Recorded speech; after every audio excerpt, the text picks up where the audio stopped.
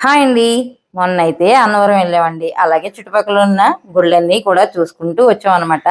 ఇలా ఇంటికి వచ్చేటప్పటికి మన దగ్గర కొబ్బరి ముక్కలు బోల్డ్ ఉంటాయి కదా! ఈ కొబ్బరి ముక్కలను అయితే ఏం చేస్తామండి, పచ్చడి చేసుకుంటాము, లేదంటే కొబ్బరి ఉండలు చేసుకుంటాం కదా! నేను అలాగే కొన్ని ముక్కలు కడిగేసి శుభ్రం చేసుకుని ఇలా చిన్న చిన్న ముక్కలుగా ఉంచి కాస్త కూర చేసుకున్నాను. అందులో కొంచెం బెల్లం, కొంచెం నీళ్లు వేసి పొయ్యి మీద పెట్టామనుకోండి, అది నెమ్మదిగా చక్కగా దగ్గర పడి మనకి మంచి మంచి కొబ్బరి ఉండలు అయితే చేసుకోవచ్చు.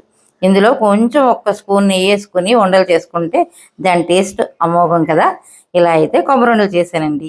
ఇందులోనే కొంచెం కొబ్బరికూర తీసుకుని పక్కన ప్యాన్ పెట్టుకుని అందులో కూడా వేపుకుంటున్నాను. కొంచెం కొబ్బరికూర ఇది ఎందుకు అనుకుంటున్నారా? ఏం లేదండి, దీంట్లో ఉన్న తేమ పోయే వరకు కొంచెం వేపుకున్నాం అనుకోండి, చల్లారాక ఇది పొడి పొడిలాడుతూ వస్తుంది అనమాట.